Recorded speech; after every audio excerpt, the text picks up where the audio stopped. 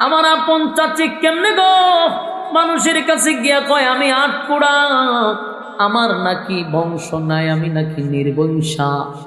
আল্লাহ, এই কারণে আমি বেতাই ব্যতীত হইয়া কান্দি। আমার চাচি হইয়া আমারে কেমনে বলে আমি আটকুড়া। আল্লাহর নবীর চোখের পানি দেখে আল্লাহ বলে, বন্ধু কান্দেন না। এই মক্কা নগরীতে আপনারা কেউ সান্ত্বনা দিবে না গো নবী।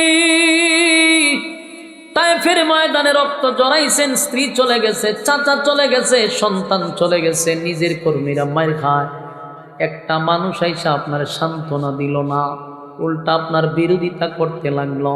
তাই কেউ সান্ত্বনা দরকার নাই, আমি আল্লাহ আপনাকে সান্ত্বনা দিলাম। জোরে কোন সুবহান।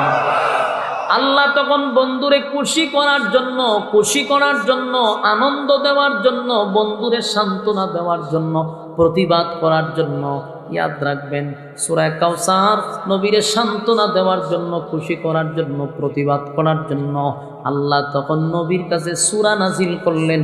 সূরাটার নাম হলো সূরা কাউসার। এই জায়গাতে নাজিল হয়েছে যখন নবী মনে কষ্ট, খানায় কাবার সামনে নবী বসা, নবীর মনে ব্যথা, চোখে পানি, আল্লাহ তখন নবীরে খুশি করার জন্য সূরা কাউসার নাজিল করছে। আল্লাহ নবী যখন চোখ দিয়া পানি ছাড়তেছিল, নবী কাঁদতেছিল, সাহাবায়ে কেরাম নবীর পাশে বৈশা নবীর ব্যথায় ব্যতীত হইয়া সাহাবীরাও কান্দে। হঠাৎ করে দেখে নবী কান্নার মাঝখানে একটা মুস্কি হাসি মারছে। জোরে কোন সুবহান। সাহাবায়ে কেরাম বলেন, পয়গম্বর, এত কান্নার মাঝখানে, এত কষ্টের মাঝখানে নবী গো আপনি মুস্কি হাসি দিলেন, বিয়াদবি মাফ করবেন, আমরা জানতে চাই কান্নার মাঝখানে, কষ্টের মাঝখানে মুস্কি হাসি কেন দিলেন?